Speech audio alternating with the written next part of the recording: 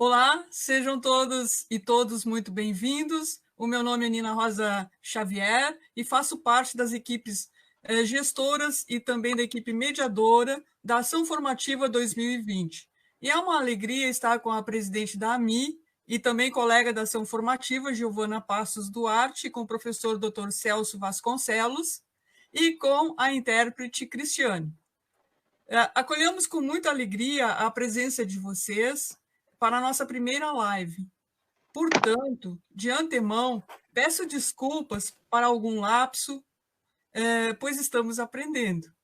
Enfim, o que parecia uma utopia, um desafio, um sonho, atendermos a demanda de nossos colegas com um tema tão relevante quanto é o da avaliação, se concretizou e aqui estamos.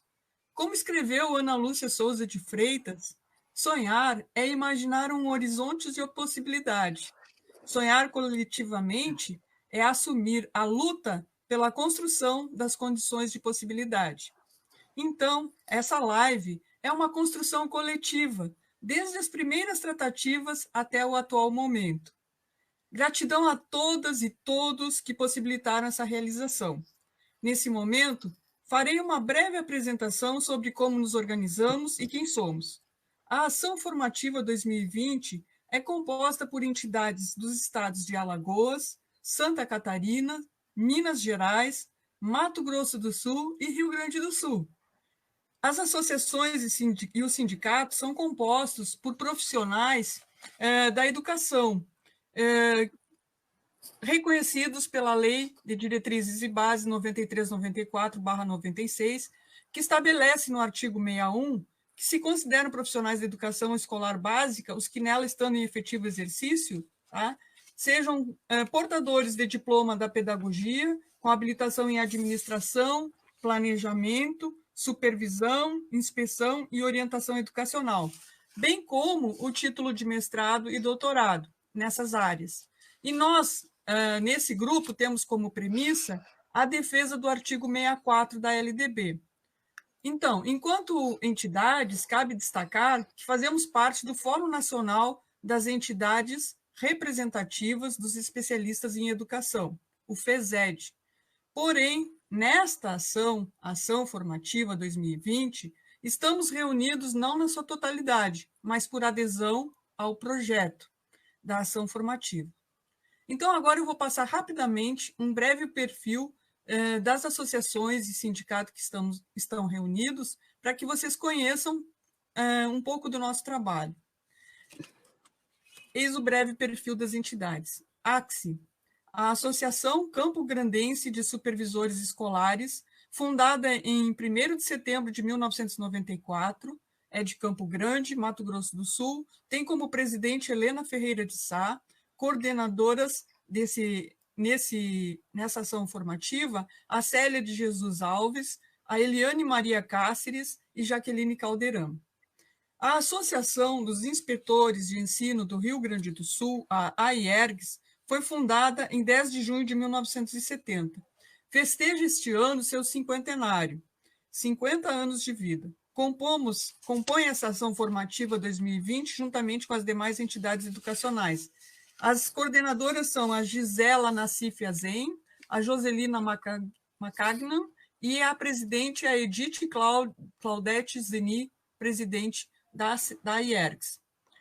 Logo, nós temos a Associação Mineira dos Inspetores Escolares, fundada em 18 de maio de 1962, em Belo Horizonte. A presidente é a Giovana Passos Duarte, que está hoje aqui conosco, e tem como coordenadora Débora Rojas, Nazaré Miquilino e Silvana Santos. A ASESC, a Associação de Supervisores Escolares de Santa Catarina, foi fundada em 10 de novembro de 1978, em Florianópolis, e a presidente é a Rosemary Jorge da Silva, e tem como coordenadora Selma Davi Lemos e Sueli Souza de Brum.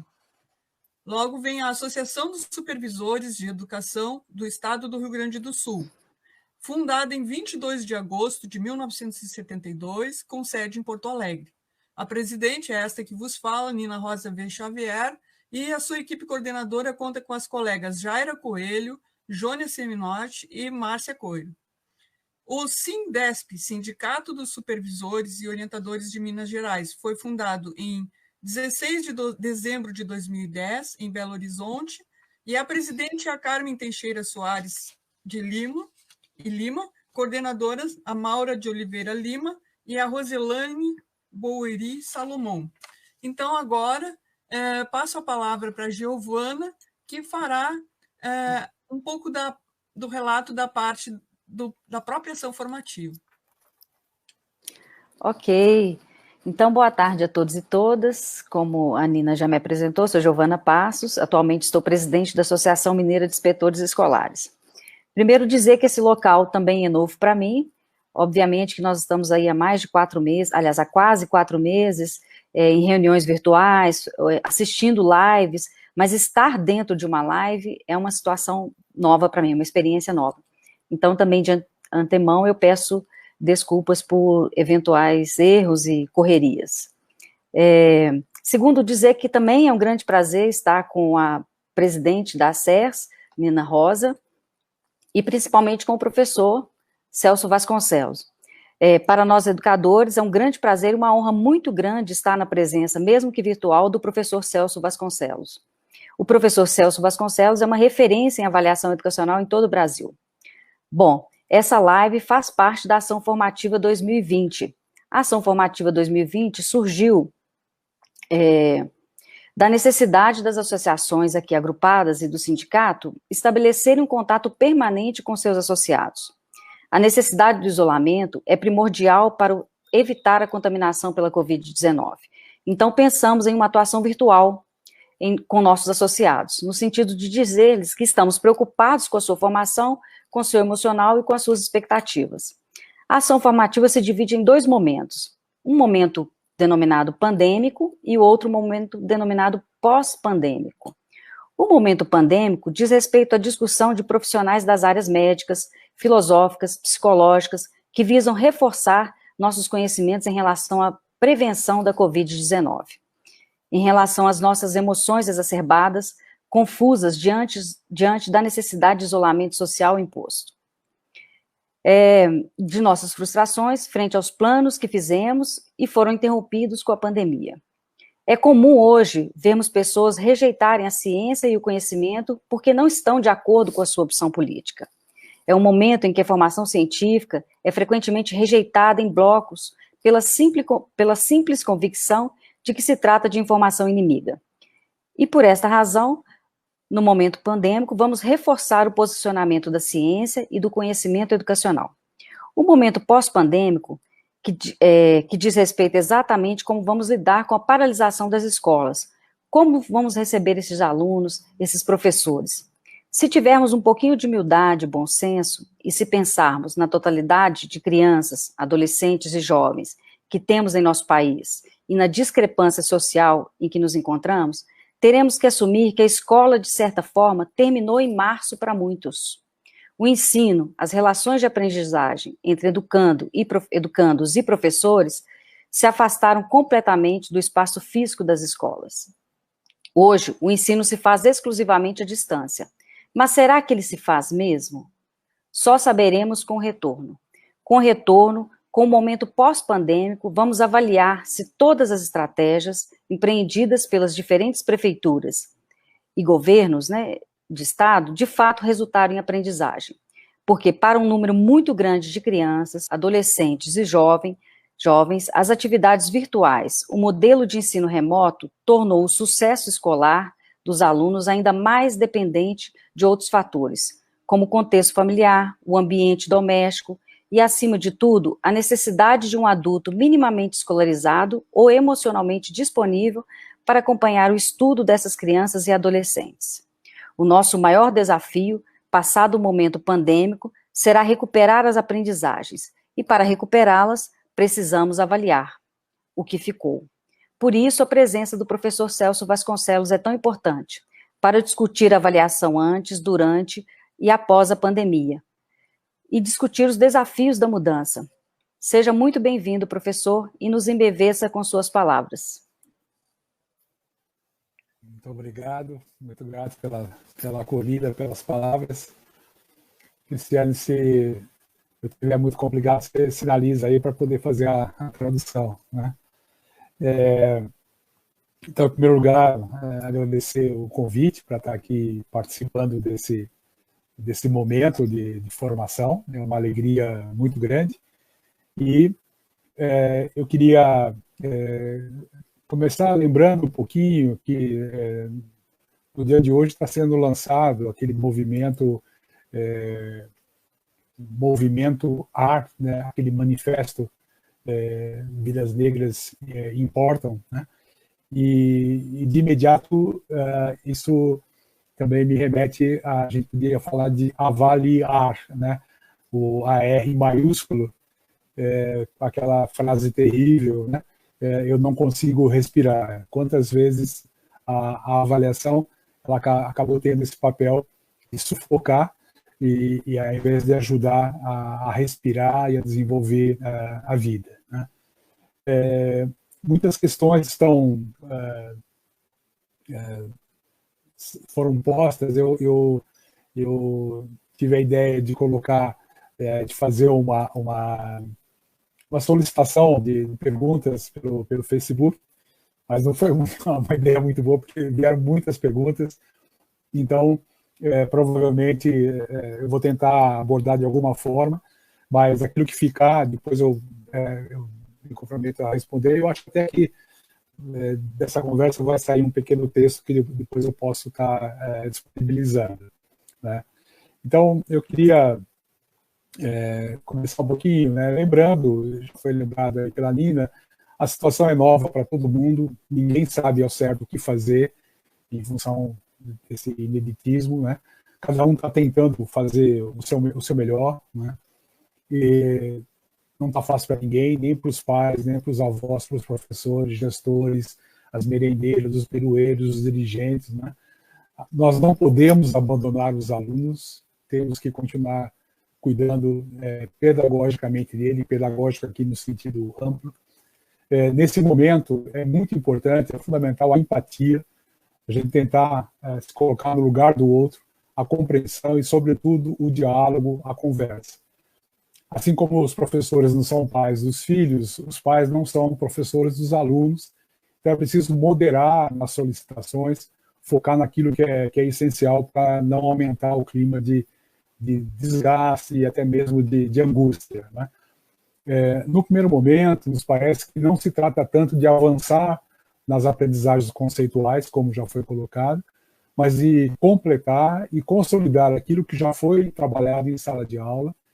E se esse tempo de atividade escolar na quarentena for uma experiência leve, alegre, sobretudo significativa, nós teremos um ganho enorme no retorno, na retomada dos estudos, uma vez que o vínculo do aluno com a escola estará fortalecido, o que é decisivo para que haja aprendizagem, como todos nós sabemos, né? Na busca de alternativas, é preciso levar em conta a realidade. Aliás, um dos elementos, um dos fatores básicos da avaliação, do ponto de vista epistemológico, é que a avaliação é uma construção de conhecimento sobre a realidade, para, em cima disso, fazer o julgamento e a tomada de decisão. Então, é preciso que a gente leve em conta essas diferentes realidades. Também, aquela clareza, não cair nos extremos, a escola não pode abandonar os alunos e suas famílias, e, por outro lado, a escola não pode agir como se nada tivesse mudado, como anunciou o local de o aluno assistir a aula, né? A prioridade, a grande prioridade deve ser as pessoas, os alunos, os professores, os pais. A gente tem que estar muito atento à saúde mental das pessoas, não perder o gosto pelo estudo. Isso é fundamental, fazer de tudo para que os alunos não percam o gosto pelo estudo, porque isso na retomada, no retorno, no novo normal, vai ser fundamental. Os aspectos formais, legais, embora relevantes, podem ser acertados depois, considerando que esse é um tempo de exceção. Como já dizia o grande mestre, a letra da lei mata, é o espírito que dá vida. E se pensarmos em termos da gestão da sala de aula, tem aquelas 3 grandes dimensões: o trabalho com conhecimento, a organização da coletividade e o relacionamento interpessoal. Eu acho que esse é o momento para avançarmos muito na dimensão do relacionamento interpessoal.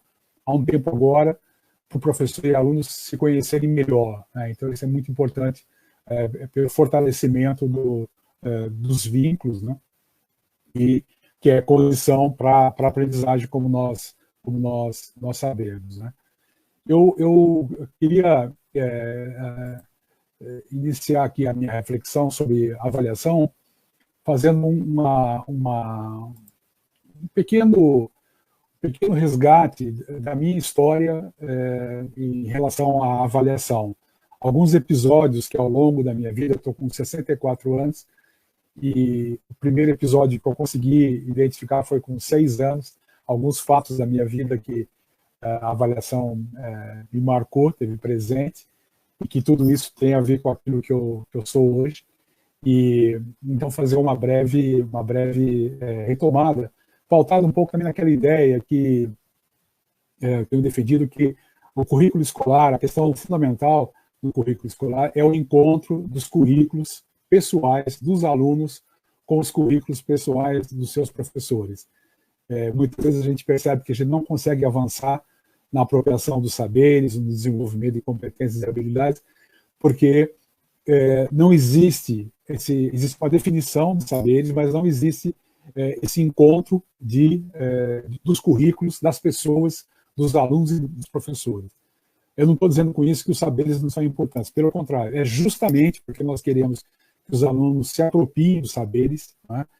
Que não apenas passem pela escola, mas que os saberes sejam apropriados de maneira crítica, significativa, duradoura, ao longo da sua existência, é justamente para que os saberes sejam apropriados, é que precisa haver esse encontro dos currículos, né?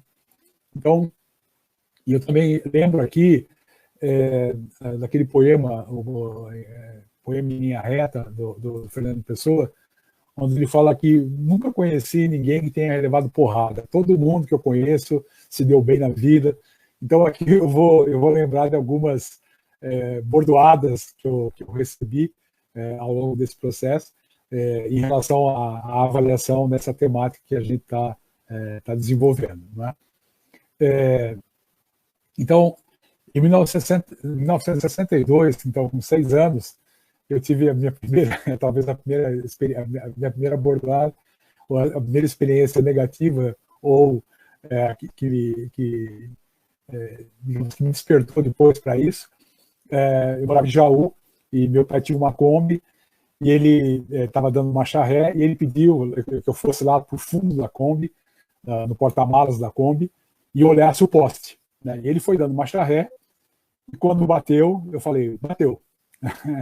Então, eu acho que aqui é bem aquilo que o Cipriano Lucchesi, um amigo querido, um grande mestre da avaliação, ele fala a diferença entre a questão da avaliação e da verificação, né? Na verdade, eu assumi o papel ali de verificar, só verifiquei. Quando bateu, bateu, né? E é tarde demais. Depois, em 1963, teve um episódio também que me marcou bastante. Alguns amigos, agradeço aí os amigos que estão assistindo, alguns amigos da Uniprosa, da universidade que versa sobre a prosa. Alguns amigos já sabem disso, alguns professores também, mas eu vou trazer porque é um fato muito importante, inclusive na minha relação com a avaliação. Eu entrei em 63, eu entrei na primeira série do primeiro ano primário, lá em Jaú, e no primeiro dia eu fugi da escola. Aí eu voltei para casa, e quando eu cheguei em casa, para entender o contexto, eu tenho um irmão já falecido que tinha deficiência mental. E então, se até hoje é difícil a inclusão, imagine no final dos anos 50, no começo dos anos 60, minha mãe sofria muito com isso. E aí, me lembro que eu cheguei em casa, minha mãe estava no quarto, eu fui até o quarto, e aí, quando ela me viu na porta, olhando para frente, em cima, tinha uma cômoda, em cima da cômoda tinha uma Santa Rita de Cássia, ela já deu volta, ela olhando para a Santa e olhando para mim, ela falou, não, você também? Ela achou que eu também tinha deficiência mental, né? Porque meu irmão, como a escola não enxergava, como a escola não reconhecia a sua singularidade, ele era tratado como mais um. aquela máxima de Comênios, ensinar a todos como se fosse a um só. Isso é muito, muito cruel. Então ele fugia da escola. Quando minha mãe me viu fugindo da escola, ela achou que eu também tinha deficiência mental. E aquilo, para mim, eu decodifiquei aquilo lá com os meus 7 aninhos da seguinte forma. Falei, bom, eu não posso dar dor, eu não posso dar sofrimento para minha mãe na escola. De tal forma que eu voltei para a escola no dia seguinte e, de certa forma, nunca mais eu saí da escola. E isso me levou a ser um bom aluno. Eu nunca tive problema com a avaliação. Tem uns probleminhas que eu vou relatar, mas problema grave eu nunca tive. Nunca reprovei um ano, etc. Mas acho que tem muito a ver com essa missão. Não foi minha mãe que colocou, mas eu assumi assim, mas isso marcou a minha trajetória. Depois, em 65, na Jaú, foi uma experiência interessante. Eu estava aprendendo a nadar e a filha do Dr. Auler, que era dentista, ela estava me levando para percorrer a piscina grande e quando chegou no fundo, quando chegou no fim da piscina, eu pulava de ponta. Quando chegou no fundo da piscina, eu falei, não, aqui eu não pulo, porque é muito fundo. Ela falou, não, o mais fundo você já pulou. Porque, na verdade, tinha aquele formato, era um formato assim, meio em V, meio em U. Então, ou seja, muitas vezes o aluno, ele não precisa saber de toda a dificuldade que ele... É importante que ele tenha ali a ancoragem, que ele tenha ali o andaime, como diz o Brunner, do professor, no seu processo de aprendizagem. Eu passei pelo mais difícil e não sabia, depois que eu fui descobrir isso, então foi uma experiência significativa. Em 66, eu tive a preparação para a admissão e a gente não passava direto para o ginásio. E eu peguei, nessa época eu mudei de Jaú para Barra Bonita, eu peguei o cursinho preparatório já no final, assim, e tinha a tal da matemática moderna. Eu não entendia, eu não tinha aprendido assim. E eu me lembro que eu chorava, porque eu não entendia aquilo. Então, notem, família de classe média, tinha todo o amor, todo o carinho dos meus pais, era praticamente um dos melhores alunos da 4ª série, e quando eu não entendia, por não entender, eu chorava. Então eu fico imaginando o drama daquelas crianças que estão na escola, que nem sempre têm um apoio familiar, que nem sempre têm uma condição de estudo, e elas são massacradas, porque elas não entendem as coisas, e muitas vezes se passa por cima. Então isso foi uma coisa que me marcou bastante também. Aí eu fiz o exame de admissão e foi a primeira vez na vida que eu colei. Tem 2 vezes que eu colei. Nessa vez, no exame de admissão, que o meu querido amigo, já falecido, Manuel Zinzili Lopes, lá de Barra Bonita, ele passou cola e eu consegui passar na admissão. A segunda vez foi no curso de engenharia, o professor Picareta, de semicondutores, que eu colei de raiva, porque eu não me interessava por ele. E depois teve uma cola coletiva, que daqui a pouco eu conto. Depois, em 67, como era um dos melhores alunos, a professora Candide de História, ela deu 9,5 para o Rony e deu 9 para mim. E aí eu fui chorar com ela, aí ela me deu mais meio ponto. Aquela coisa de querer ser o bonzinho, ser o melhor aluno. Em 71, faço o vestibulinho para a Escola Técnica Industrial Lauro Gomes, e onde fui fazer o curso técnico de eletrônica. Em 72, nós tivemos uma experiência de uma cola coletiva, e foi o famoso babá descer babá, e com um colega sabia o gabarito da prova e colocou na lousa, todo mundo, a gente combinou de cada um errar uma para não tirar, todo mundo tirar 10, trocou uma cola coletiva.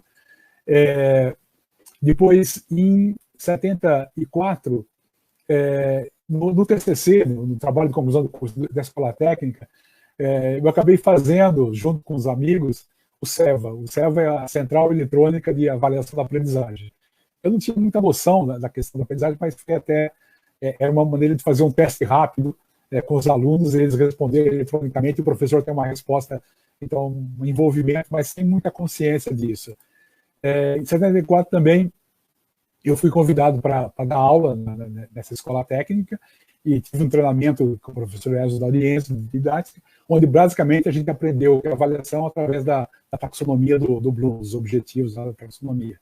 Em 77 eu tive fiz o vestibular para o ITA e para a Poli, fui aprovado, que trouxe uma alegria muito grande, acabei ficando na Poli, e já no primeiro ano da Poli, ali no primeiro semestre da Poli, nós tínhamos em cálculo 50% de reprovação.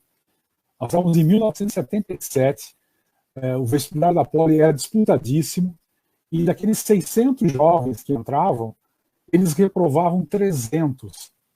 Né? Quer dizer, eles não conseguiam ensinar cálculo para alunos altamente... Porque se fosse lá de Pindaíba do Sul, os alunos não estão aprendendo, a gente até podia relevar. Mas na Escola Politécnica da Universidade de São Paulo, né? E eu me lembro, o meu professor de cálculo, ele chegava na classe, devolvia as provas, vocês foram mal, como se fosse uma coisa do outro mundo, como se não tivesse nada a ver com ele. Né? Eu ia bem em cálculo, porque eu fiz escola técnica, eu tive o privilégio, eu via as aulas lá do BD, no primeiro andar de cálculo diferencial integral, eu descia no laboratório, eu media circuito integrando, diferenciando a corrente. Então, para mim, cálculo diferencial integral, mas eu nunca vi o meu professor de cálculo fazendo qualquer relação do cálculo com a física, com a química, com a geografia. O cálculo está em todo lugar, o cálculo decimal está em todo lugar. Então, só para dizer, esse grande equívoco no sistema de avaliação. E eles achavam que não tinha nada a ver com isso. Né? Em 79, eu fui aprovado na seleção para o seminário franciscano, achei que ia ser padre, né? Uma história aí toda.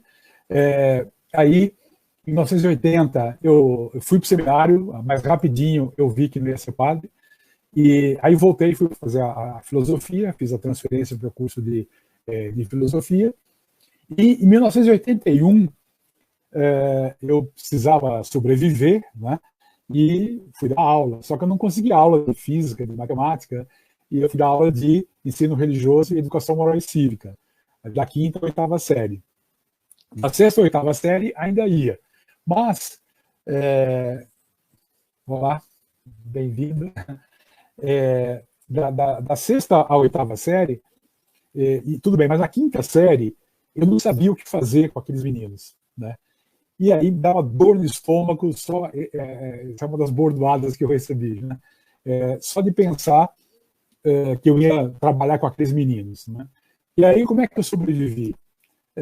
Usando a arma da nota, né? Que a gente vê que muitas vezes o professor usa a nota como arma, não é por maldade, evidentemente, às vezes é por ingenuidade e às vezes é por necessidade. No meu caso é necessidade, não sabia o que fazer, né? Então esse foi um momento aí de distorção, claramente, da minha prática educativa, né?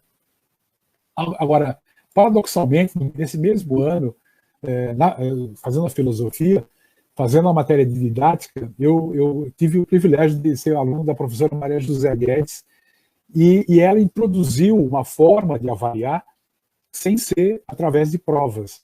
Então, a gente fazia toda a avaliação da didática e através dos trabalhos, dos portfólios. Isso provocou uma revolução no curso de filosofia, porque depois a gente não queria mais que os cursos, que as disciplinas da filosofia fossem através de provas. E a gente conseguiu mudar isso.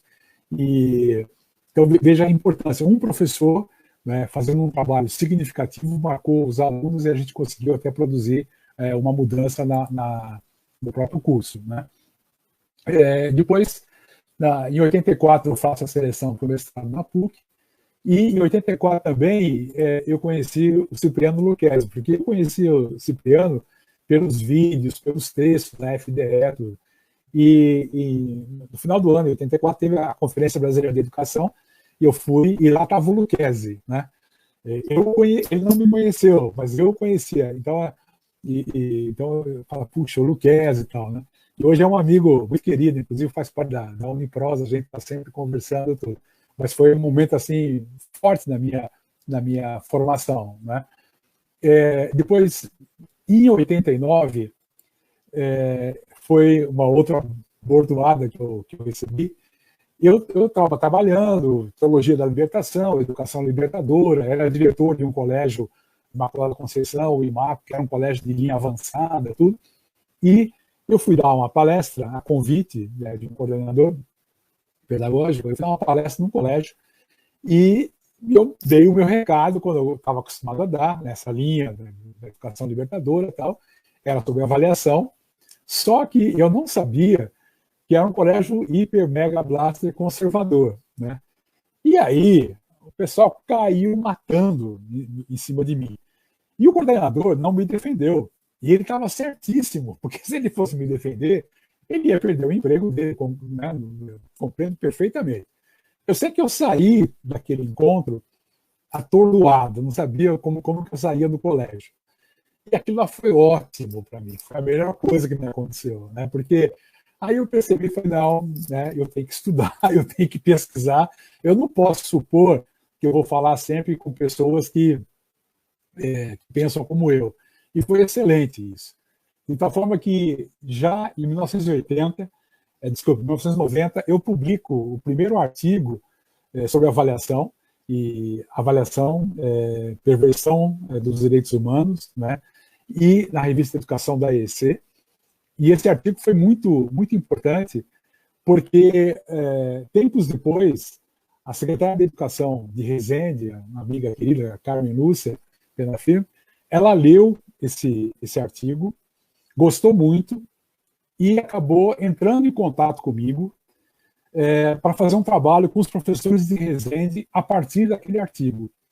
E eu estava já pensando em fazer o livro de avaliação, já tinha mais material, e ela falou, olha, se você fizer o livro, eu compro 500 livros e distribuo para os professores. E foi assim que surgiu meu primeiro livro. Então, nota, daquela experiência tão negativa, que eu saí, não sabia o rumo da porta do colégio, acabou surgindo uma coisa tão boa, né, a partir desse estudo, dessa pesquisa. Em 1980, 1990, meus filhos foram estudar na escola municipal, aqui em São Paulo. O Paulo Freire era secretário de Educação, e aí também foi meu primeiro contato com a questão dos ciclos de formação, que foi uma experiência incrível, inclusive em Porto Alegre, em Belo Horizonte. Nossa, foi um tempo maravilhoso. Então, depois, em 92, eu faço a defesa da dissertação de mestrado, que é a construção do conhecimento, e que é o meu tema de paixão. E ela foi recomendada para publicação, e eu levei para uma editora, e o parecer, eu tenho até hoje guardado esse parecer do avalista, do avaliador. O parecer foi negativo, né? Ele disse que aquele livro não era para ser publicado. Aí eu publiquei por minha conta, acabei pelo Libertar, e hoje aquele livro está na 19ª edição, né? Então, uma outra experiência também de avaliação. Só para mostrar a relatividade da avaliação, né? Vocês estão vendo minha trajetória aqui, quanta coisa faz parte dela, né? Em 93 eu faço a seleção para o doutorado na USP, e em 95 teve uma experiência muito interessante, eu pedi autorização, ele já autorizou. Nós estávamos fazendo a disciplina com o Lino do Macedo, o possível e necessário em Piaget, e o Lino é uma pessoa fantástica, um ser humano, de uma sensibilidade, de uma delicadeza, e ele lá com as reflexões belíssimas, são fantásticas. Realmente, esse livro é um dos últimos livros do Piaget, o possível e necessário, são 2 volumes, não sei se agora é um volume só, mas então estava um curso belíssimo. Só que o Lino não falava nada para a gente sobre a nota, não é? E no doutoramento na USP, a gente assistia a aula, alunos do mestrado e doutorado, não era separado. Então, ali nós tínhamos alunos de mestrado, doutorado, né, da Faculdade de Educação, da Faculdade de Psicologia da USP, e chegou um momento, a gente ficou tão angustiado, que a gente chegou para ele e falou, parou a aula e falou, Lino, e a nota, né? Como é que vai ser a nota, a avaliação? Tá? O Lino ficou louco da vida. E aí ele respondeu isso, que eu já pedi autorização, e como eu falei, ele autorizou, e vamos ver que a tradução acho que é fácil fazer. Ele falou exatamente o seguinte, falou, qualquer bosta que vocês entregarem, eu vou dar A, né? E aí nós é que ficamos com cara de bosta, né? Porque a gente estava se comportando que nem aquele aluninho lá que só pensa em nota, né? Que a gente critica tanto na escola. Então foi uma experiência também assim muito, muito marcante para a gente, né? Em 96, eu tive uma outra experiência também que me marcou muito. Eu estava participando também como palestrante lá num seminário de educação em Carazinho, E eu ouvi pela primeira vez a professora Teresa Penafirme, uma pessoa querida, muito amiga, ela fez parte, inclusive, da banca de doutorado. E aí, diante de uma pergunta que surgiu sobre a questão da reprovação, ela fez um argumento que eu nunca mais esqueci. Ela perguntou para a professora que tinha perguntado, que estava defendendo a reprovação, ela falou, escuta, se você está grávida e se teu filho viveu mal o 6º mês de gravidez, ele vai nascer com 10 meses para nascer com base? Porque é isso que a escola faz, né? Se você foi mal no 6º ano, você vai repetir o 6º ano, né? Então, como é possível a gente interromper os ciclos da vida? Que lógica é essa que você se coloca, né, de interromper o desenvolvimento humano? Então, aquilo lá me marcou profundamente e aí ficou muito clara a minha posição. Só para não deixar a coisa no ar, deixo claro que é o seguinte, com a mesma ênfase que eu critico a reprovação, eu critico a aprovação. Professor, não entendi. Se o senhor critica a reprovação, o senhor critica a aprovação, o senhor defende o quê, então? Eu defendo a ensinação, né? O processo de ensino-aprendizagem. O aluno não vai para a escola para ser aprovado ou reprovado. O aluno vai para a escola para ser qualificado, né? Essa questão da reprovação é uma coisa, é uma chaga terrível. A gente vai voltar a falar sobre isso aí, né? Depois, em 98, eu faço, então, a defesa da tese, e a minha tese foi sobre avaliação, e porque, como eu falei, não era meu tema de paixão, mas meu tema de paixão é a questão do conhecimento, a questão da epistemologia, a construção do conhecimento. Mas cada vez que eu ia mexer na construção do conhecimento, aparecia a bendita ou a maldita da avaliação. Aí o doutorado falou, não, vou enfrentar esse bicho aí, né? Então, a décimo doutorado foi sobre avaliação, que depois daí derivaram 2 livros sobre avaliação. Em 99, nós tivemos um seminário nacional de avaliação que foi belíssimo em Porto Alegre, foi uma coisa memorável. A Jussara Hoffmann, o Cipriano Luquezzi, a Teresa Penafirme, foi uma coisa muito marcante assim, na nossa vida. Depois, em 2006, eu fui numa viagem pedagógica, conheci a Escola da Ponte. Nós passamos lá uma semana na escola, tivemos esse privilégio de passar uma semana conhecendo a Escola da Ponte, inclusive com a companhia do professor Zé Pacheco. E ali eu vi uma coisa que eu tinha visto, que eu tinha estudado num livro do Hatke, que se chama A Nova Arte de Ensinar. E nesse livro do Hatke, ele propunha o seguinte, ele falou, olha, a gente só devia aplicar uma prova depois de ter certeza que os alunos aprenderam. Vocês têm ideia de quando é que o Hatke escreveu isso, gente? Esse livro, A Nova Arte de Ensinar, né, onde ele faz essa proposta que eu acho fantástica, e até hoje tem professor que fica arrepiado com isso. Esse livro, A Nova Arte de Ensinar, foi escrito pelo Hatke em 1616. Né? E eu fui e dei isso em 2006, tanto na Escola da Ponte, porque na Escola da Ponte é assim, vocês sabem, lá os alunos vão trabalhando seus projetos, eles vão sendo acompanhados pelos tutores, e quando eles entendem que já sabem, eles colocam, eu já sei, lá no mural, e aí o professor conversa, e quando o professor percebe que a aprendizagem está consolidada, aí ele dá o instrumento de avaliação. Se o aluno quiser chegar lá na ponte e olhar todos os instrumentos de avaliação, está tudo lá nas gavetinhas, está tudo lá, porque o sentido é outro, né? Justamente essa avaliação formativa. E a avaliação formativa não é tanto os instrumentos que você aplica, mas a lógica que você aplica, que é uma lógica de formação e não de classificação para exclusão. Depois, em 2010, eu virei vovô, nasceu o Rafael, meu primeiro netinho, e isso desencadeou uma série de mudanças na minha percepção do mundo, inclusive a partir da vivência que eu tive com os netos. Eu tenho um privilégio de ter 7 netos, e a partir da vivência que eu tive, eu descobri, primeiro tive a vivência, depois eu caminhei para uma reflexão teórica, eu vi descobrir a categoria de devir criança, o vir a ser criança, e que é esse movimento, né, que toda criança tem, e que todos nós, toda criança tem, se ela for respeitada, se ela for cuidada, se ela for amada, se ela for desejada, e a gente tem que lutar por políticas públicas para isso, né? Inclusive fazer da avaliação esse elemento de ajuda desse desenvolvimento humano.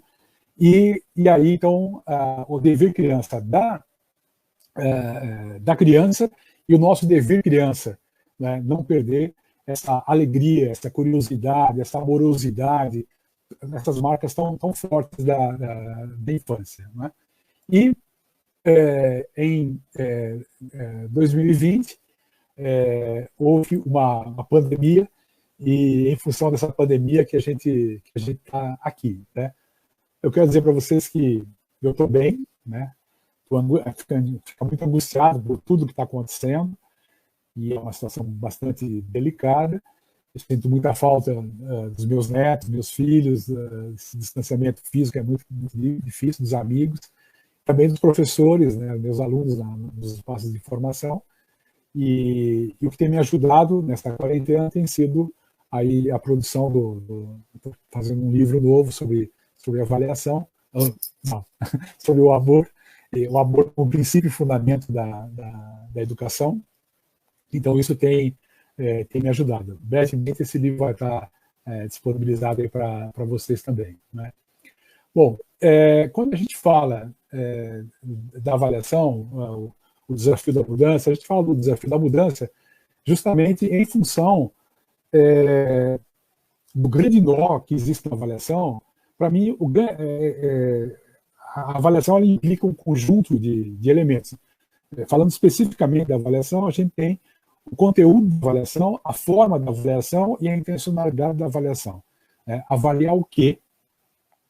Avaliar apenas o aluno, avaliar também o currículo, avaliar só o aspecto cognitivo, avaliar também a questão, o aspecto afetivo, as competências socioemocionais, né, os saberes conceituais, procedimentais e atitudinais. Então, o que avaliar?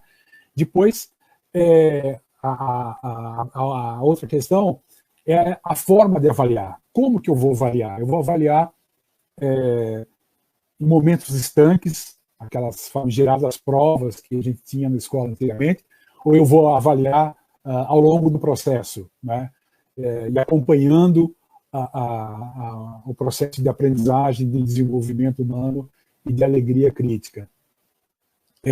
Agora, para mim, a grande questão, é claro que o conteúdo da avaliação é muito importante, a forma da avaliação é muito importante, que é como ela se organiza, como ela se concretiza, mas para mim o grande nó é justamente a intencionalidade da avaliação. Para que nós avaliamos? E existe aqui um nó epistemológico, porque se diz que a avaliação é feita para qualificar. Só que, na verdade, o que a gente observa historicamente é que a avaliação vem sendo usada para excluir, né? Eu chamo isso de uma inversão fetichizada. Se diz que a escola e a avaliação é para uma coisa, historicamente a gente está fazendo outra coisa, não é qualificar, é excluir, classificar para excluir. Isso não muda, né? É uma coisa muito forte, impressionante como isso, parece que é um fetiche aí, uma coisa meio mágica, a gente não consegue mexer nisso. Então, para mim, esse é o grande desafio da avaliação. E esse desafio já vem de muito tempo, já vem aí pelo menos 200 anos a partir da escola burguesa. Então, esse para mim é um elemento muito delicado, né? Que nós temos que é o grande desafio que nós temos que enfrentar. E no enfrentamento dessa questão, existe uma questão teórica e metodológica que eu acho que é muito importante, que é a gente superar o maldito pensar dicotômico. Porque é aquela coisa de ou é isso ou aquilo de forma excludente, né? Então, qual é o problema? Quando a gente critica a avaliação classificatória e excludente, notem, o problema não é classificar.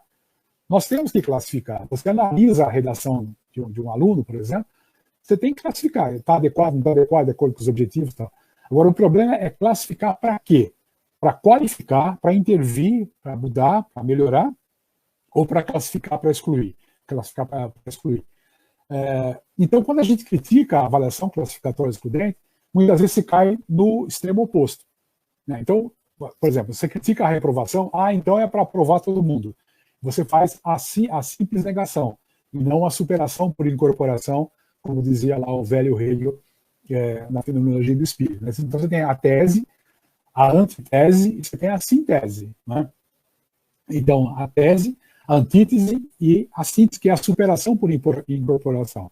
Então, o grande problema é esse. Quando a gente critica a reprovação, essa lógica classificatória da reprovação, muitos professores, então é para ter aprovação automática. Não é isso, né? O problema, como eu disse, não é nem aprovar ou nem reprovar, é qualificar a aprendizagem. Então, esse é um elemento que a gente tem que estar muito atento. Porque eu posso enganar o aluno reprovando, ou eu posso enganar o aluno aprovando. O problema não é isso. A gente, como eu disse, a gente tem que parar de ficar discutindo a aprovação e reprovação e discutir o processo de ensino-aprendizagem. Então, esse é um elemento muito importante do ponto de vista teórico e metodológico. Ora, o que a gente quer com a avaliação? A avaliação ela deve estar em função da finalidade da escola.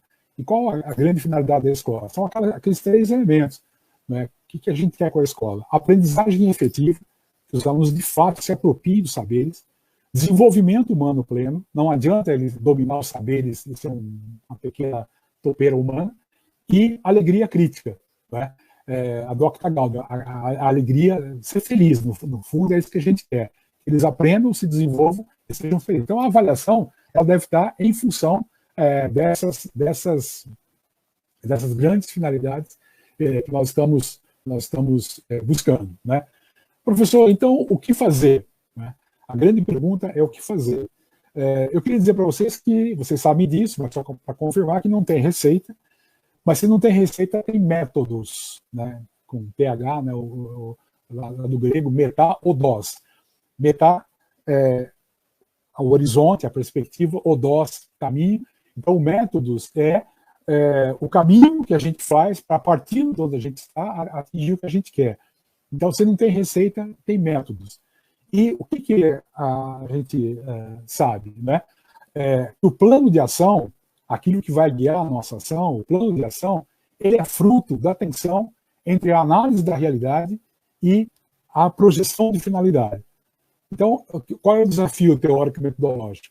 Cada um de nós, pessoal e coletivamente, cada escola, cada coletivo, está pensando na sua realidade, hoje, agora, nesse período de pandemia. Né? Qual é a realidade que nós temos? Não é a realidade idealizada, é a realidade real, né? A real, como dizem os jovens. E qual é a finalidade que a gente tem? Considerando a adequação da finalidade para esse momento que a gente está. E a partir dessa tensão entre a realidade e a finalidade, a gente vai estabelecer os planos de ação, a nossa orientação para a ação. Ora, o que eu diria, assim, só para concluir, para a gente partir para o diálogo? Eu diria aquelas três questões básicas, né? Primeiro, nenhum a menos, que a gente faça todo o esforço para não perder nenhum aluno, não perder o contato com nenhum aluno. É difícil, esses dias mesmo circulou aí na internet, né? O caso de algumas famílias que já não têm celular porque tiveram que vender para poder sobreviver, né? Estavam precisando tanto de dinheiro, os recursos que não chegam, né? E então a gente fazer todo o esforço, e muitos municípios têm feito isso, muitos professores têm feito isso, muitos gestores têm feito isso, da gente não perder nenhum aluno, não perder o contato com nenhum aluno, né? O segundo aspecto é que a gente procure, faça o máximo nesse período, durante aí as aulas remotas, que os alunos de fato não percam o gosto, né? Não percam o gosto pela escola, pelos estudos. Como eu disse antes, isso vai ser importantíssimo no retorno. E o terceiro aspecto é que a gente avalie, nós temos que avaliar, sim, a avaliação ela é importantíssima, porque ela está voltada a avaliar para garantir a aprendizagem, o desenvolvimento humano e a alegria crítica, que a gente avalie aquilo que foi trabalhado, evidentemente. Eu não vou avaliar aquilo que estava programado, mas que foi alterado pela pandemia, né? Eu acho que seria muito legal se exigirem conceitos, e aí os supervisores têm um papel muito importante de pegar o espírito da lei, mas se exigirem conceito, eu acho que a gente poderia trabalhar com dois grandes conceitos, né? Que é o conceito de atingir os objetivos ou em processo, né? AO, atingiu os objetivos, ou EP, em processo. E agora, se nos obrigarem, tomara que ninguém faça isso, mas se nos obrigarem a dar nota, eu diria o seguinte: dê uma nota bem bonita para o seu aluno. E essa nota bem bonita significa o quê? Significa que você não está sendo justo. Nós temos que lembrar que a escola tem que ser justa. Nosso amigo Libânio tem lembrado tanto disso, né? O desafio de uma escola justa. E uma escola justa é aquela que ajuda favorece todos os alunos aprendam, se desenvolvam e sejam felizes, não é? E alguns professores confundem isso com uma nota justa. Uma nota justa é quase que uma contradição performativa. Não vamos entrar nessa lógica classificatória. E então, se for preciso, dê uma nota bonita. E digo o seguinte para os alunos: olha, essa nota bonita que eu estou dando para você representa a confiança que eu tenho na sua capacidade de aprender e na capacidade que eu tenho de ensinar, né? O meu querido amigo Danilo Gandim, que é aí ele é catarinense, mas radicado aí no Rio Grande do Sul, em Porto Alegre, ele conta a experiência que ele fazia na época da ditadura, quando ele era professor na URGS e no curso técnico, e ele não podia dar 10 para todo mundo, porque senão o reitor ia desconfiar. Ele levava um saquinho de papel com notas de 8 a 10. E cada um dos alunos sorteava uma nota, né? E ele está satisfeito? Não, eu quero outra. Tudo bem. E agora, o que ele fazia? A avaliação ele fazia durante o bimestre. Os alunos produziam um texto, ele analisava, devolvia, reelaborava. Então ele dizia isso para os alunos: avaliação é luxo, é necessário. Nota é lixo, né? É um aspecto. Não vamos brigar por causa da nota. O problema não é a nota, né? Você pode massacrar o aluno pela nota, você pode massacrar o aluno por um conceito ou por um parecer descritivo, né? Não adianta. A questão não é a forma como você expressa, é a intencionalidade. Agora, se a gente tem uma nova intencionalidade, que a gente não quer usar a avaliação para classificar, nesse momento tão delicado, se me obrigarem a dar notas, que sejam notas bonitas. Os alunos não podem tirar do saquinho, mas eles podem escolher, por exemplo, notas de 8 a 10 para saber que notas eles vão ficar. Mas eu espero que isso não seja necessário. Aí podemos agora partir para o diálogo. Muito obrigado.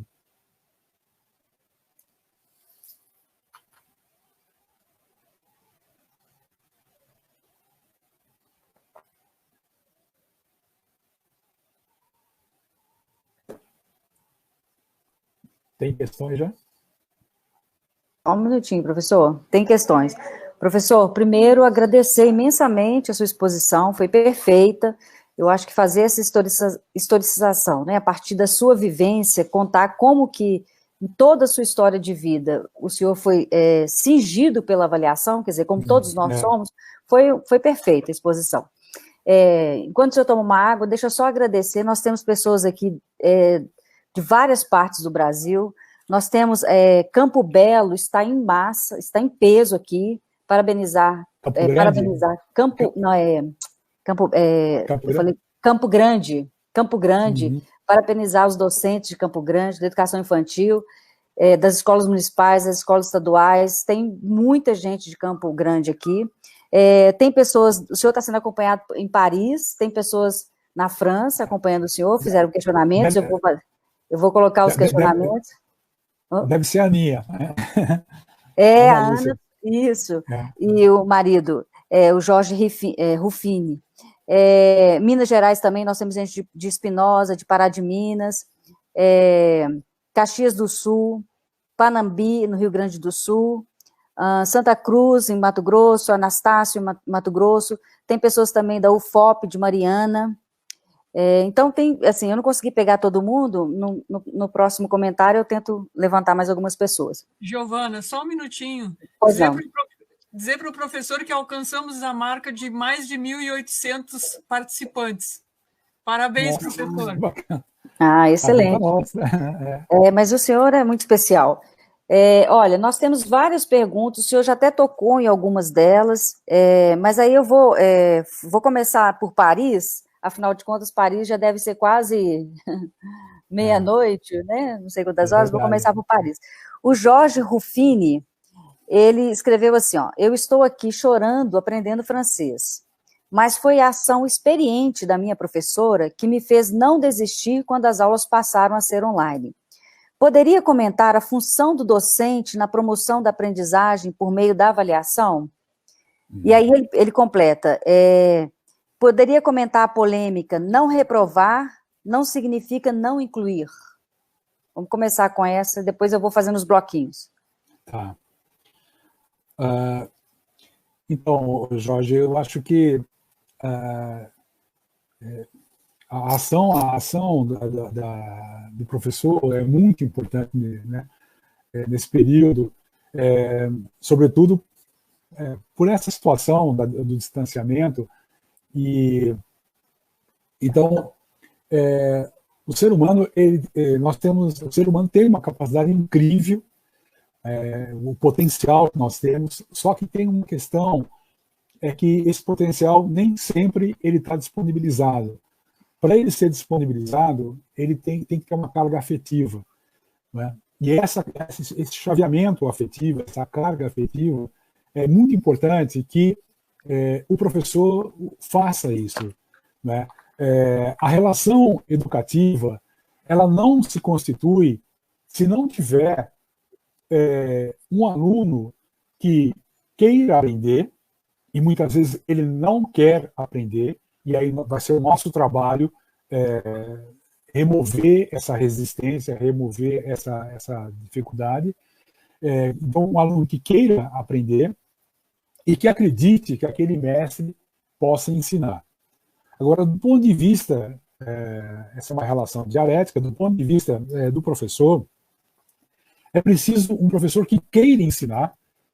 Por incrível que pareça, a gente sabe que tem colegas, eu lembro de situações onde eu vivi isso, colegas em supletivo, porque eles diziam isso: essa matéria eu não vou dar, porque esses meninos não vão passar de caixa de supermercado. É uma coisa muito cruel, né? Então é preciso que o professor queira ensinar, ame o ensino e acredite que o aluno possa aprender. E a partir dessa relação é que vai se dar a relação educativa, que é fundamental, onde vai se dar a aprendizagem, que não é um processo muito simples de forma alguma. A aprendizagem é extremamente complexo, né? Você tem todo o trabalho de mobilização para o conhecimento, você tem um trabalho de construção propriamente do conhecimento e de elaboração e expressão da síntese do conhecimento. Então, eu acho que é muito importante que o professor faça esse acompanhamento, que seja muito atento às emoções dos alunos. Eu tenho um amigo, o professor Nilbo, que ele trabalhou essa questão das emoções, inclusive na educação à distância, numa situação de normalidade, onde ele enfatizava muito essa questão das emoções, a partir das emoções ser um critério para essa interação. E eu lembro aqui uma passagem da Teresa Penafirme, ela foi fazer, a convite da Anísio Teixeira, ela foi fazer o mestrado nos Estados Unidos, e ela fez um trabalho, enfim, uma produção, e quando ela chegou, o professor deixou em cima da mesa dele, e ela foi buscar. Quando ela chegou, ela viu lá, excelente, né? E ela ficou toda animada, né? Aí embaixo, em letra um pouco menor, estava escrito assim: como primeira versão, né? Então, essa coisa de você acreditar no aluno, mas acreditar que ele pode esperar. E você está ali, você está junto ali, você é o andaime, você é esse apoio, né? Em relação a essa questão da polêmica aí, a questão da inclusão, com certeza, não passa pela aprovação ou reprovação, né? A questão da inclusão é muito mais séria, e envolve toda essa mudança da intencionalidade, porque, como eu disse, eu posso não incluir reprovando e isso talvez seja uma face mais explícita e mais cruel, num certo aspecto, porque acaba provocando abandono e tal, mas eu também posso excluir aprovando. É muito triste quando o aluno está ali e fica mofando. Né? A gente viu muito isso, a questão dos ciclos, quando elas foram mal compreendidas, o professor chegava a dizer claramente para o aluno, eu não posso te reprovar, mas daqui a 3 anos eu te pego. Então fica aí. Simplesmente abandonava o aluno no primeiro ano, abandonava o aluno no segundo ano, e no terceiro ano ele ia reprovar, ou fazia fofoca para o colega do terceiro para pegar o aluno para reprovar. Então, realmente, a questão da inclusão não passa por essa lógica classificatória. A questão da inclusão passa pela lógica do ensino-aprendizagem. Né? Aprendizagem efetiva, desenvolvimento humano pleno e alegria crítica de cada um e de todos os educantes. Esse para nós é o grande nó, o grande desafio. Não sei se foi claro aí. Professor, foi sim, obrigada. Nós temos aqui também uma pergunta da Rosana Zan, do CEPERS. O CEPERS é um sindicato do Rio Grande do Sul, o maior sindicato, né, do Rio Grande do Sul. E ela gostaria de saber o seguinte, gostaria de saber como cuidar do fazer pedagógico, já que temos uma extrema desigualdade proporcionada pelo ensino remoto. E aí, nessa mesma relação, né, dentro da sua contextualização, qual seria o maior equívoco dentro do processo avaliativo que poderá ocorrer no retorno às aulas? Tá. O CEPERS eu admiro muito, eu sempre uso um logo do CEPERS, que há muitos anos, não sei se ela lembra, a Rosane, né, diz assim, a gente pode escrever uma outra história. Acho que foi uma colocação muito firme do CEPERS e que é totalmente atual. Né? Eu acho que essa lente que a gente teve que olhar, essa lente de aumento que a gente teve que olhar para a desigualdade, com certeza esse é um ganho que a gente teve desse período da pandemia. Né? É claro que essa desigualdade agora ela está se aprofundando, mas eu acho que contraditoriamente também está havendo uma sensibilização. Aquela questão da renda mínima que muita gente olhava para aquilo como quando o Suplicy falava, tá um velhinho lá falando de novo sobre isso. Hoje isso aí está ganhando uma dimensão mundial, né? E até porque alguns países já fazem mesmo, é claro. E então acho que essa sensibilidade.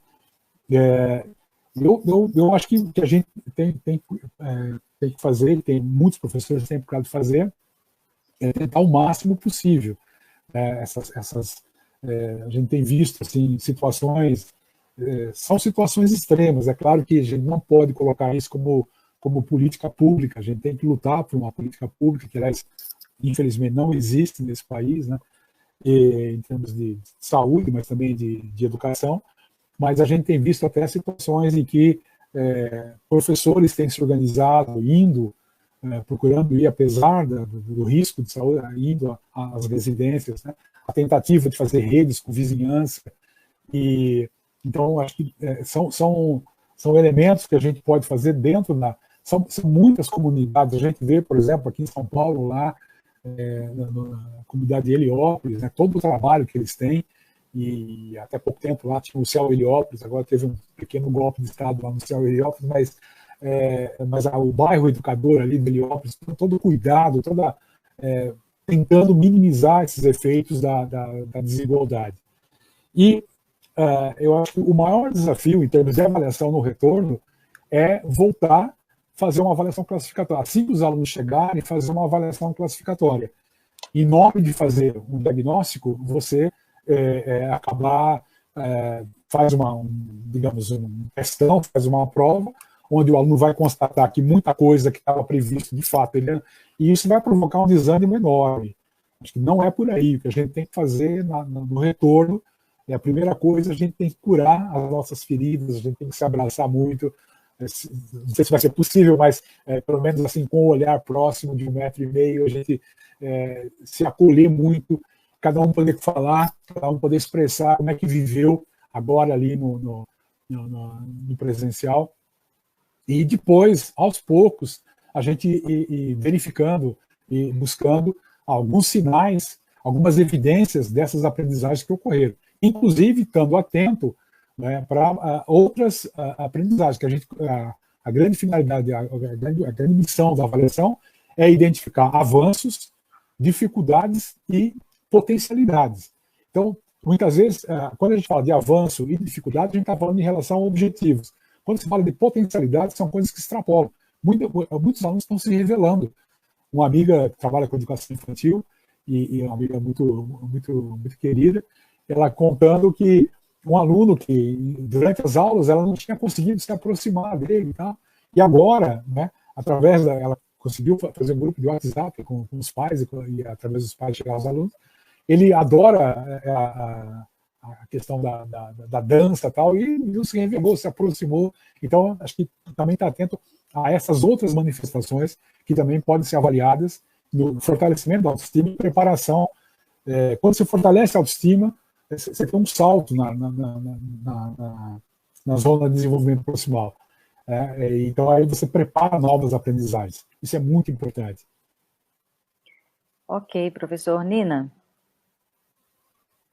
Professor, só trazer aqui um comentário que está no chat. Boa tarde, professor. Parabéns pela fala. Gostei quando o senhor demonstra sua sensibilidade pelo momento tenso que estamos vivenciando. Como o senhor enxerga a fala que está muito frequente em relação à pandemia? Temos ouvido muito esta fala, este é um ano perdido. Parabéns pelo empenho. De forma alguma, né? Porque já apareceram algumas coisas assim, né? Qual é o problema se eventualmente a gente não conseguir cumprir o ano letivo, né? Os ciclos da vida, a vida não vai parar, a gente tem aprendido muito. E é claro que tem muita dificuldade, tem muita dor, né? E tem um lado positivo disso, sem querer fazer o jogo do contente, mas trabalhando na contradição, na dialética, que é a crescente sensibilidade em relação a essa dor. Como eu falei, houve um aumento da lente, isso é um ganho social. Mas a gente tem percebido, por exemplo, esse tempo de convivência, muitos pais descobrindo os filhos, né? E uma forma de relacionamento, né? Essa saudade que muitos alunos têm expressado dos seus professores é um elemento muito importante. Nós que vimos sendo tão bombardeados ultimamente, né? Agora temos esse reconhecimento. Então, de forma alguma, acho que é um ano perdido. Os meus filhos, eu fiz escola técnica, vocês viram, né? E meus filhos, o Thiago e o Bruno, também fizeram escola técnica.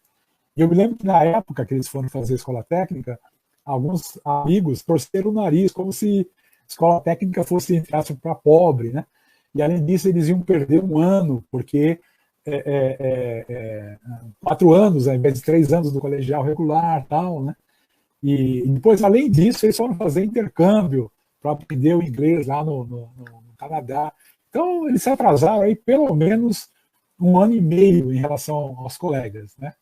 Mas foi a melhor coisa que eles fizeram na vida, porque isso trouxe para eles uma vivência, e de tal forma que depois foi super fácil. Eles entraram na engenharia, são engenheiros mecânicos e são ótimos. É claro que é um exemplo muito pessoal, mas aparentemente, em relação aos colegas que estavam em fase, eles perderam 1 ano e meio, né?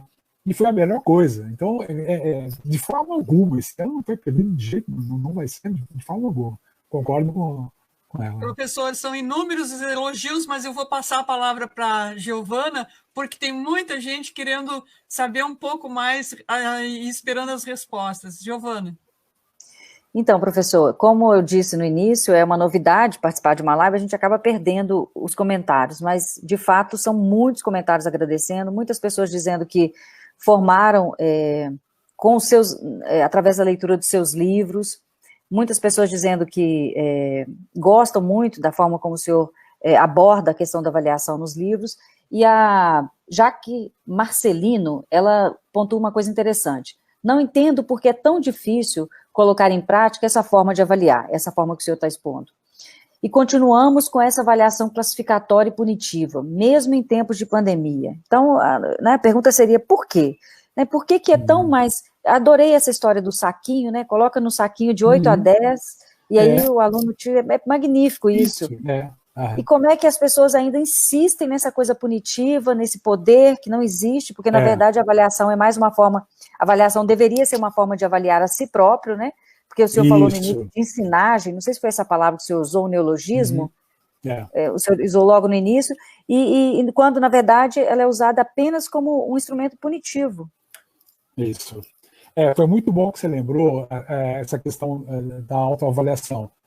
O menino lá da Suíça, lá, o Perrenu, ele é conclusivo nisso. O Perrenu diz claramente, quem não se autoavalia não tem moral de avaliar o outro.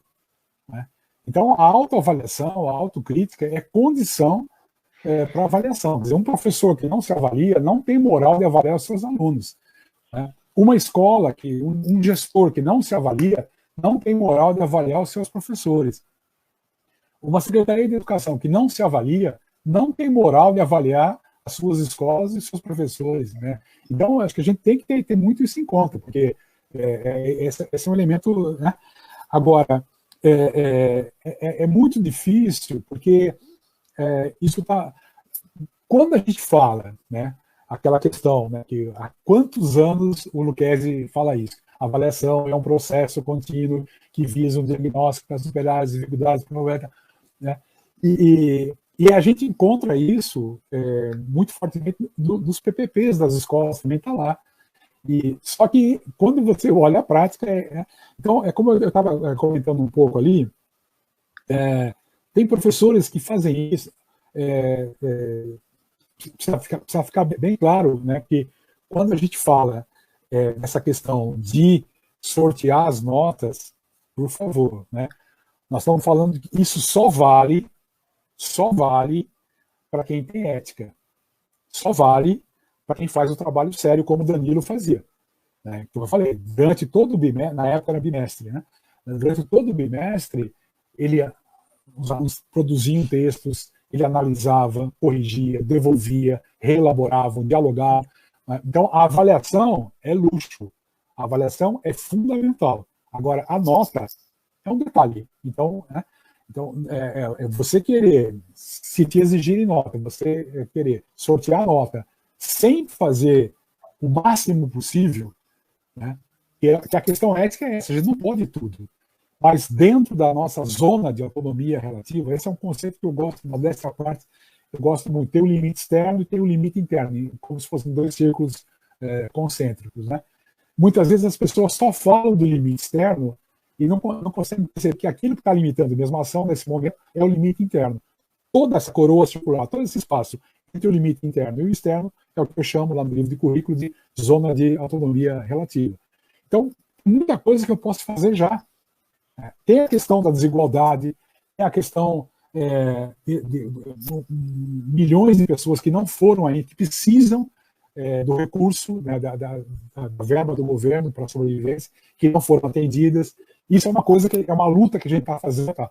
Agora, se eu vou valorizar ou não aquela participação que o meu aluno teve ali na aula virtual, né? Se eu vou olhar para ele esperando, acreditando, ou se eu vou dar aquele sorrisinho irônico, como que diz, mais um, hein, mané?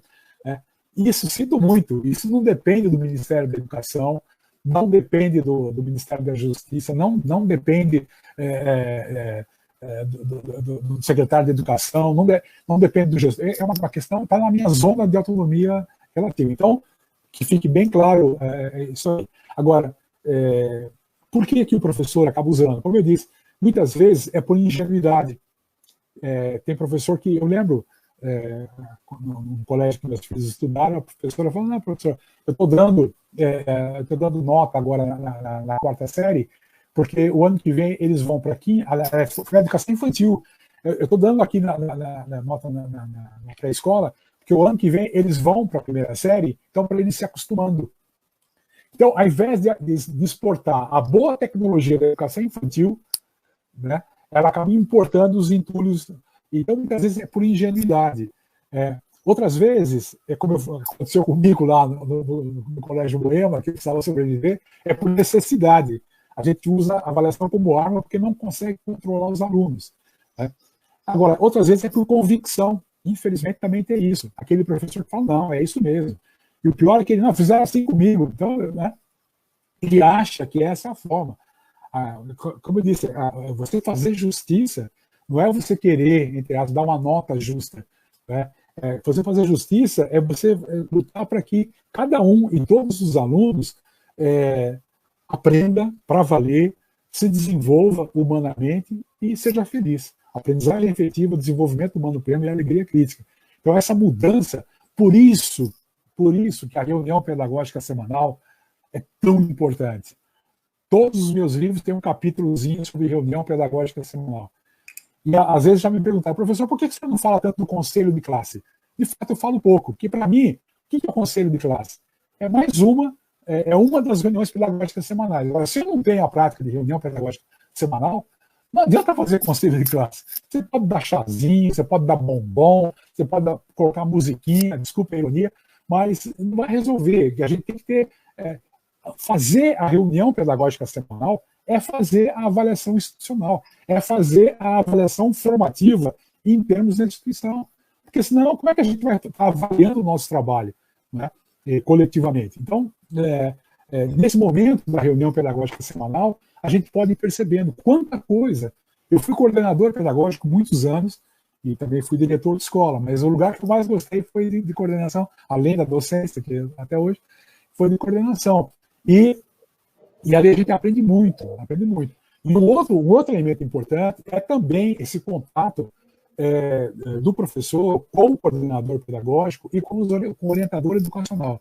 Infelizmente, muitas redes extinguiram a orientação educacional. Eu acho que é um grande erro. Eu já tive a associação aí do Rio Grande do Sul, Santa Catarina, de orientadores, né? Porque para ajudar o professor nesse processo de reflexão. Porque muitas vezes o professor, como ele está usando a avaliação classificatória, mas ele não se dá conta disso, né? Então, ou é por ingenuidade, ou é por necessidade, então a gente pode ajudar esse professor. E se for por convicção, trabalhar, tentar fundamentar, né? Qual é a lógica, qual é a epistemologia, qual é a pedagogia, qual é a fundamentação para você. Agora, é delicadíssimo. Cada vez que você mexe, então é para aprovar tudo. Tá, então, e não é isso, né? Por isso que o trabalho coletivo é fundamental. Verdade, professor. Hoje nós temos a presença, assim, de uma imensidão de educadoras infantis de Campo Grande, muitas educadoras infantis de Campo Grande. Então, assim, uma última pergunta aqui para o senhor, da Simone Oliveira, ela da CEMED de Campo Grande. Professor, na sua opinião, qual elemento indispensável no parecer descritivo da educação infantil? O que o senhor teria a falar? O que o senhor teria a falar um pouquinho em relação aos elementos descritivos na avaliação da educação infantil? Os elementos fundamentais do parecer descritivo, do relatório descritivo da educação infantil, tem a ver com os objetivos que são colocados, né? Então, de acordo com aquilo que nós assumimos no projeto político-pedagógico, o que para nós é fundamental na formação da infância, que, aliás, diga-se de passagem, para mim, desculpem os outros, mas é o filé mignon da história, né? Porque se a gente fizer uma besteira aí, dá para reverter, mas então a educação infantil, eu acho que nesse sentido, nós somos até privilegiados na BNCC, porque a parte da educação infantil na BNCC, ela foi menos atingida pela lógica neoliberal, né? Acho que preservou ali elementos mais consistentes do que nós acreditamos em termos. É claro que também no Fundamental 1, no Fundamental 2, ensino médio, a gente também pode, né, sobretudo a partir das 10 competências gerais, a gente pode fazer muita coisa e não se prender ali à especificidade de uma nova taxonomia. Mas na educação infantil, então, acho que o parecer descritivo tem que estar muito ligado a esses objetivos que estão colocados do ponto de vista do projeto político-pedagógico, do ponto de vista daquela fase do desenvolvimento humano, e tendo sempre essa intencionalidade. O Henri Vallon, quando ele fez o plano Langevin-Vallon, aquele plano de recuperação da educação em França, né, depois da Segunda Guerra Mundial, ele coloca que a finalidade da educação é favorecer o máximo desenvolvimento, favorecer para todas as crianças, independente da sua origem social, de outras características, favorecer o máximo desenvolvimento que a sua personalidade implica. Então, acho que a gente tem que ter isso como o critério. Então, se nós colocamos que, como grandes objetivos, né, a aprendizagem efetiva, o desenvolvimento humano pleno e a alegria crítica, esses certamente seriam elementos que dariam indicadores, exigiriam demandas no parecer descritivo, né? Isso apenas em termos mais gerais. Depois nós vamos ter uma série de definições. O que dá critério para avaliação são os objetivos, né? São as finalidades, são as intencionalidades.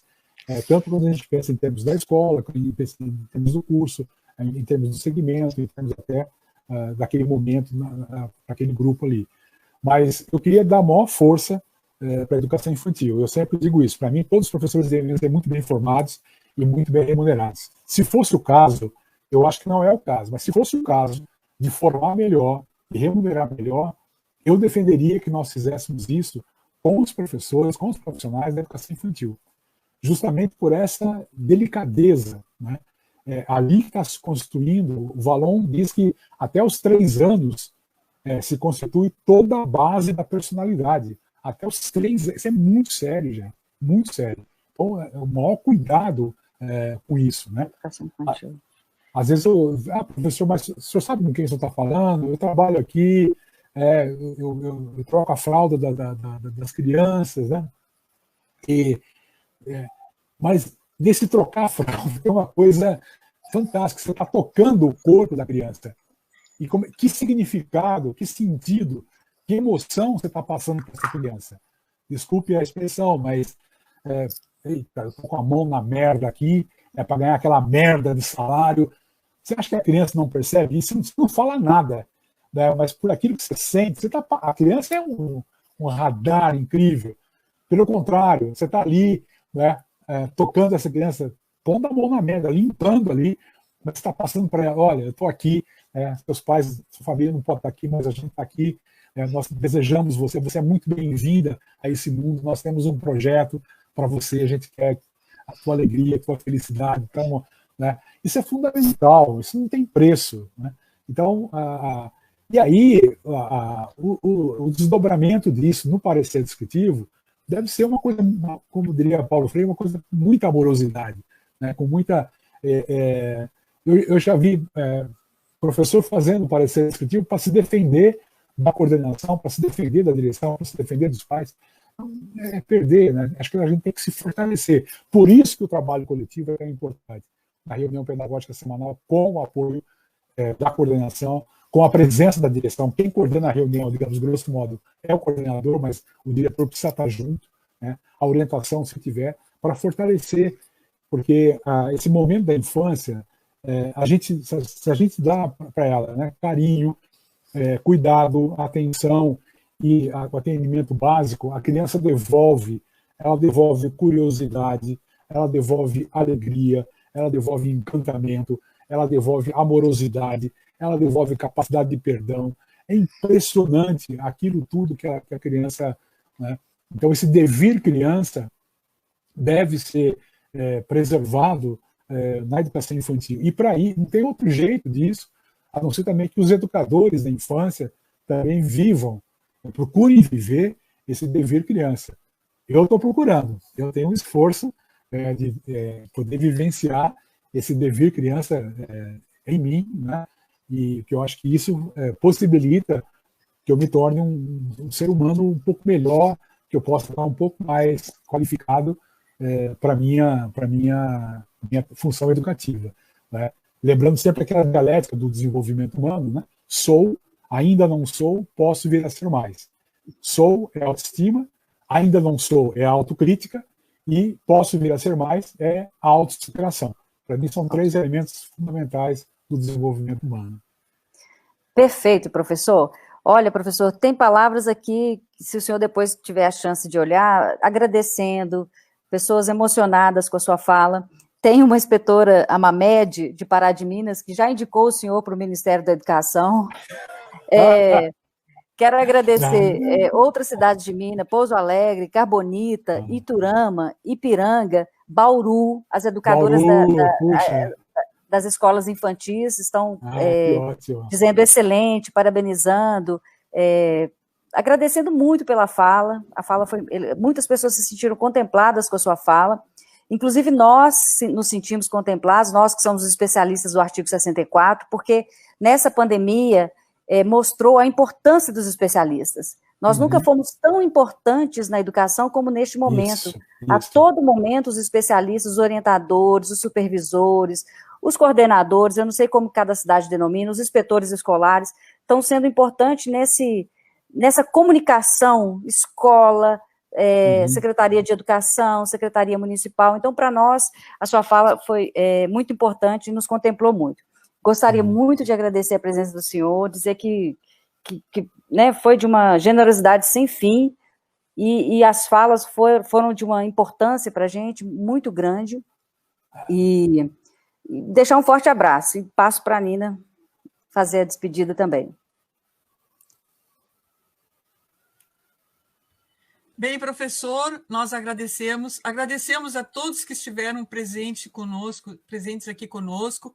Foi realmente um tempo ímpar, não temos como expressar em palavras aquilo que vai dentro do nosso coração. O senhor fez um momento assim de acolhida, de dar assim um grande alento para nós que somos especialistas em educação, né, os profissionais da educação, como se diz hoje em dia, e, ao mesmo tempo, dizer que temos uma dívida de gratidão pela sua generosidade, como muito bem falou a Giovana. E também convidar todos os presentes, os que participaram aqui, foram mais de 1.900 acessos a essa live. Começamos com 1.100 e estamos acabando com 1.800, mas chegamos a 1.900, e isso é importante dizer, porque demonstra como o senhor é muito querido pelo Brasil inteiro, né? Tivemos pessoas que nem estavam sendo nomeadas pelos nossos meios de comunicação, como São Paulo, e estiveram aqui presentes. Teve gente de Alagoas, da Paraíba, de vários lugares. Então, assim, um grande agradecimento, e para os nossos participantes, com um convite especial. Conheçam a Ação Formativa 2020, estão nos sites das nossas associações e do sindicato do Sindesp de Minas Gerais, e será uma grande alegria a gente continuar fazendo esse trabalho, mesmo em tempos tão difíceis, em tempos em que vivemos uma crise sanitária muito grande no nosso país, e uma crise de vários outros aspectos. Professor Celso, o senhor quer fazer suas palavras agora, e eu passo, então, para a sua despedida. Tem um minutinho aí, né? Sim. Então, eu também eu sou muito grato aos meus amigos. Eu tenho dito o seguinte, em geral, e agora especialmente, em termos de sobrevivência, que a pressão está muito forte. Para mim, duas coisas são... Muita coisa é importante, mas, assim, mínimo do mínimo, duas coisas. Uma delas é a amizade.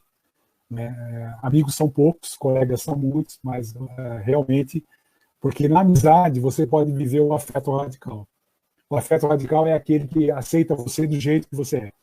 Uma das piores coisas é o afeto enquadrador, que aparece muito na avaliação. Eu te amo se você entrar no meu esquema. Eu te amo se você entrar no esquema da escola. Isso é muito cruel.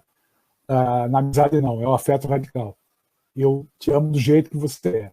E se você pisar na bola, eu vou contra o ato que você cometeu e não contra você. Aquilo que dizia Santo Agostinho, odeio o pecado, mas odeio o pecador. Então eu sou muito grato. A Uniprosa, que é a universidade que versa sobre a prosa, então tem a Jane Haddad, que faz parte... Eu não quero fazer propaganda aqui, porque parece... Mas a Jane, a Terezinha Rios, né, a Isabel Parolin, nossa, tanta gente, o Cipriano, né, e o Valdo, a Suza, eu vou parar de falar para não ser o Libânio. Então, ali tem sido assim, uma oportunidade da gente se fortalecer. Essa é uma coisa importantíssima. Né? E a outra coisa é o grupo de estudo, para a gente poder superar, né, Quando eu fazia filosofia, fui aluno da professora Valquíria Rego, né, que é professora hoje da Unicamp. E ela dizia uma expressão que eu vou usar aqui, mas eu não pedi autorização, mas é a expressão que ela usava. Ela dizia assim, para fazer revolução, tem que fazer calo na bunda. Tem que fazer calo na bunda. Tem que estudar. Né? Então, a gente não vai mudar a educação na base do eu acho. A atividade educativa é uma das mais... Ser ator de aula é fácil. Ser tomador de conta de menino é fácil. Ser piloto de livro didático, isso qualquer idiota, qualquer pessoa faz. Mas ser professor, ou seja, estar comprometido com a aprendizagem efetiva, o desenvolvimento humano pleno, a alegria crítica de cada um e de todos, através da apropriação crítica, criativa, significativa, duradoura, dos conhecimentos historicamente relevantes para a formação da consciência, do caráter da cidadania. Desculpe aí a tradução, mas, se quiser eu falo de novo, mas só para dizer da complexidade, né, isso é muito difícil.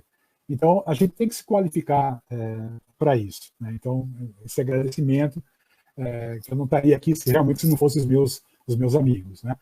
E, como eu estou escrevendo o livro do amor, o amor como princípio fundamental, eu termino com uma pequena pitadazinha sobre... eu trabalho com 3 abordagens do amor. A de Pierre Chardin, que é o amor, é a afinidade do ser com o ser, que eu acho fantástica, porque é uma concepção cósmica, vai do átomo, o Pierre Chardin era padre jesuíta, vai do átomo à Santíssima Trindade. Então, tudo aquilo que é a afinidade do ser com o ser é amor, e é isso que a gente está precisando nesse momento. Platão fala do amor, a origem de Eros, como sendo Eros é filho da fartura e da falta, Horus e Pênia. E o trabalho educativo é esse, a gente tem que provocar falta nos alunos, tem que provocar o desejo de saber nos alunos. E, ao mesmo tempo, a gente tem que favorecer que ele tenha acesso, ou que a gente leve elementos para que ele possa se alimentar. E a terceira perspectiva da abordagem é, a partir de Spinoza, na ética, que a gente fala do afeto. Afeto é você afetar e ser afetado. Então, todo o desafio que a gente está vivendo agora é esse, né? A gente fortalecer a nossa capacidade, nossa potência vital, né, para poder afetar os nossos alunos e, ao mesmo tempo, desenvolver a nossa sensibilidade, aguçar muito a sensibilidade. Eu morro de inveja do Mário Quintana, aí de vocês, do Rio Grande do Sul, quando ele sintetiza, por exemplo, quem não compreende um olhar, tampouco compreenderá uma longa explicação. Então, para mim, essa questão da sensibilidade. Acho que nesses tempos de pandemia e pós-pandemia, que também vão ser tempos difíceis, mais do que nunca a gente precisa dessa amorosidade, desse amor, desse afeto. E muitíssimo obrigado pela oportunidade.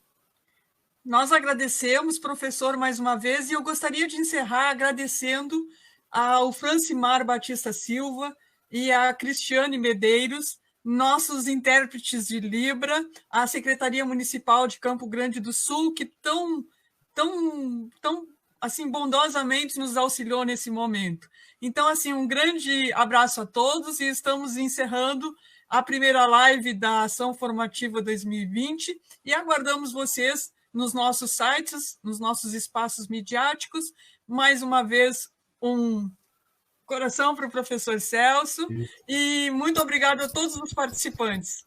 Até a próxima, se Deus quiser. Abraço, pessoal, beijo no coração.